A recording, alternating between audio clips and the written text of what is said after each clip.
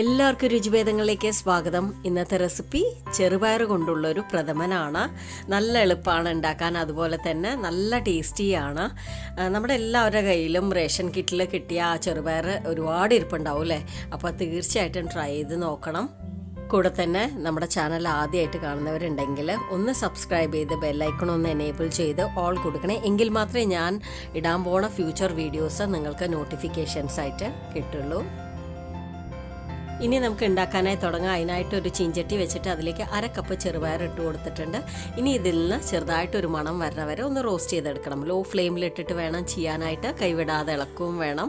എന്നാൽ ഈവണായിട്ട് അത് നന്നായിട്ട് റോസ്റ്റായി കിട്ടുള്ളൂ. ഒരുപാട് അങ്ങോട്ട് റോസ്റ്റ് ചെയ്തെടുക്കരുത് കേട്ടോ. അങ്ങനെയാണെങ്കിൽ ചെറുപയർ വേവാനായിട്ട് ബുദ്ധിമുട്ടുണ്ടാവും. അതുമാത്രമല്ല, ഇത് നമ്മൾ റോസ്റ്റ് ചെയ്ത് കഴിഞ്ഞാൽ നന്നായിട്ട് തണുത്ത ശേഷം മാത്രമേ 3-4 തവണ നന്നായിട്ട് വൃത്തിയായിട്ട് കഴുകിയെടുത്ത ശേഷം ഞാൻ പ്രഷർ കുക്കറിൽ ഇട്ട് കൊടുത്തിട്ടുണ്ട്. അതിന് ശേഷം ആവശ്യത്തിനുള്ള വെള്ളവും കൂടെ ഒഴിച്ചിട്ട് നന്നായിട്ട് വേവിച്ചെടുക്കുക. നിങ്ങളുടെ ചെറുപയറിന് എത്ര വിസിലാണ് നന്നായിട്ട് വേവുക അത്രയും തന്നെ വെക്കുക കേട്ടോ. അപ്പോൾ ഞാൻ വേവിക്കാനായിട്ട് വെക്കാൻ പോവുകയാണ്. ഇനി അടുത്തത് നമുക്ക് തേങ്ങാപ്പാൽ എടുക്കണം. അതിനായിട്ട് ഞാനിവിടെ വലിയൊരു തേങ്ങയാട്ടോ എടുത്തത്. അപ്പോൾ 1/2 കപ്പ് ചെറുപയർ എടുക്കുകയാണെങ്കിൽ ഇത്ര വലിയ തേങ്ങയുടെ ആവശ്യമില്ല കേട്ടോ.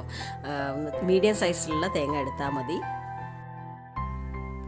അപ്പോൾ ഞാൻ തേങ്ങാപ്പാൽ എടുത്ത് നേരം കൊണ്ട് ചെറുപയർ നന്നായിട്ട് വെന്ത് കിട്ടിയിട്ടുണ്ട്.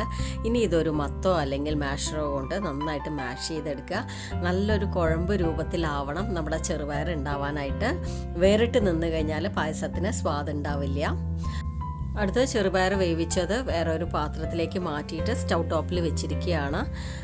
കൂടെ നമ്മൾ 2-3 തേങ്ങാപ്പാൽ എടുത്തതാണ് ഇതിലേക്ക് ഒഴിച്ചു കൊടുക്കുന്നത്. വലിയ തേങ്ങ ആയതുകൊണ്ട് തന്നെ ഒരുപാട് പാലുണ്ടായിരുന്നു. നിങ്ങൾക്ക് ഇത്ര എടുക്കേണ്ട ആവശ്യമില്ല കേട്ടോ. ഇനി ഇത് രണ്ടും കൂടെ നന്നായിട്ടൊന്ന് യോജിപ്പിച്ചെടുത്ത ശേഷം ഒന്ന് ചെറുതായിട്ട് തിളയ്ക്കാനായിട്ട് വെക്കണം.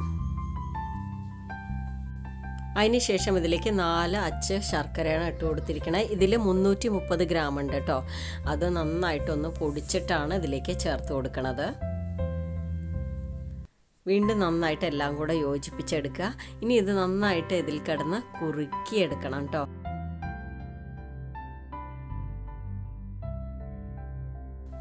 അപ്പോൾ മധുരം നോക്കിയ സമയത്ത് കുറച്ചുകൂടെ വേണം തോന്നി. അതുകൊണ്ട് ഒരു 130 ഗ്രാം ശർക്കര കൂടെ ചേർത്ത് കൊടുക്കുന്നുണ്ട്. അപ്പോൾ എല്ലാം കൂടെ ഒരു 450 ഗ്രാം ശർക്കര ഇതിൽ ചേർത്തിട്ടുണ്ട് കേട്ടോ. അപ്പോൾ നിങ്ങളുടെ മധുരത്തിനനുസരിച്ച് വേണം ഇതിൽ ചേർക്കാനായിട്ട്. ഞങ്ങൾക്ക് പായസത്തിന് ഇവിടെ നല്ല മധുരം ഉണ്ടെങ്കിലാണ് കൂടുതൽ ഇഷ്ടം. അതുകൊണ്ടാണ് ഇത്രയും ചേർത്തത്. ലോ ഫ്ലെയിമിലിട്ടിട്ട് ഇടയ്ക്കിടയ്ക്ക് ഒന്ന് ഇളക്കി കൊടുക്കണം. അതിന് ശേഷം നന്നായിട്ടൊന്ന് കുറുക്കിയെടുക്കുക. ഇനിയിപ്പോൾ ഓണക്കാലല്ലേ വരാൻ പോണേ. നമ്മുടെ ചാനലിൽ കുറേ പായസത്തിൻ്റെ റെസിപ്പീസ് ഇട്ടിട്ടുണ്ട്. കാണാത്തവർ അതൊക്കെ കാണുക, അതുപോലെ ഉണ്ടാക്കി നോക്കണം കേട്ടോ. നിങ്ങൾക്ക് അതിൽ നിന്ന് ഏതെങ്കിലും നിങ്ങൾ ഇതുവരെ പരീക്ഷിക്കാതൊക്കെ ട്രൈ ആവുന്നതാണ്. അപ്പോൾ ഫീഡ്ബാക്ക് തരാനും മറക്കരുത്, പ്രത്യേകം പറയുകയാണ്. അപ്പോൾ ഞാനിവിടെ വലിയൊരു തേങ്ങ എടുത്തത് കൊണ്ട് തന്നെ ഇതിൽ മുഴുവൻ പാൽ ഒഴിക്കുകയും ചെയ്തു. അതുകൊണ്ടാണ് കുറച്ചധികം സമയം വേണ്ടി വന്നത് കേട്ടോ കുറുക്കിയെടുക്കാനായിട്ട്. അപ്പോൾ നിങ്ങളൊരു മീഡിയം സൈസിലുള്ള തേങ്ങ എടുത്താൽ മതി.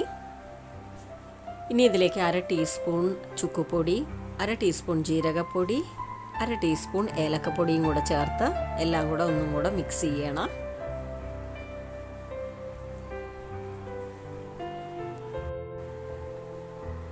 ഇനി നമുക്ക് 1-ാം പാല് ചേർത്ത് കൊടുക്കാം.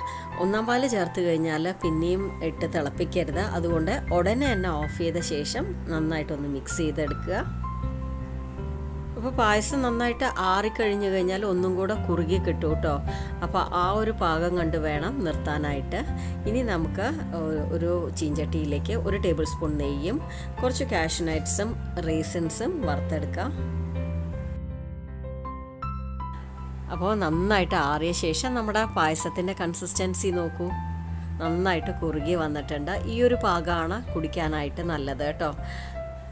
അപ്പോൾ ഞാൻ ആദ്യമായിട്ടാണ് ചെറുപയർ പ്രഥമൻ വെക്കണത്. അപ്പോൾ എനിക്ക് തോന്നിയ കാര്യം നിങ്ങളുമായിട്ട് ഷെയർ ചെയ്യുകയാണ്. ഈ ചെറുപയറുടെ ഒപ്പം തന്നെ 1-2 ടേബിൾ സ്പൂൺ അരിയും കൂടെ ചേർത്തിട്ട് വേവിക്കുകയാണെങ്കിൽ കുറച്ചുകൂടെ നന്നായിരിക്കുമെന്ന് തോന്നി. ഇത് നല്ല ടേസ്റ്റ് ഉണ്ടായിരുന്നു. പക്ഷെ ഒരു ഡിഫക്റ്റ് എന്താണ് എനിക്ക് തോന്നിയെന്ന് വെച്ച് കഴിഞ്ഞാൽ നമ്മൾ കഴിക്കണ സമയത്ത് വായിൽ അതിൻ്റെ ചെറുപയറിൻ്റെ തോല് കടിക്കണ്ടായിരുന്നു. അത് കുഴപ്പമൊന്നുമില്ല, പക്ഷെ ചിലവർക്ക് അതൊരു ബുദ്ധിമുട്ടായി തോന്നും. അപ്പോൾ അരി കൂടെ ഇടുകയാണെങ്കിൽ കുറച്ചുകൂടെ നന്നായിരിക്കുമെന്ന് തോന്നി കേട്ടോ. അപ്പോൾ നിങ്ങൾക്ക് ഇഷ്ടമുണ്ടെങ്കിൽ ആ ഒരു രീതിയിൽ ചെയ്യാം കേട്ടോ. അപ്പോൾ നിങ്ങളുടെ അഭിപ്രായങ്ങൾ കമൻറ്റിലൂടെ അറിയിക്കുക. വീഡിയോ ഇഷ്ടമായിട്ടുണ്ടെങ്കിൽ ഒന്ന് ലൈക്ക് ചെയ്യുക, ഷെയർ ചെയ്യുക. സബ്സ്ക്രൈബ് ചെയ്യാത്തവരൊന്ന് സബ്സ്ക്രൈബ് ചെയ്ത് സപ്പോർട്ട് ചെയ്യണേ. ഇതുപോലെ നല്ല വീഡിയോസായിട്ട് വീണ്ടും കാണാം. Thanks for watching.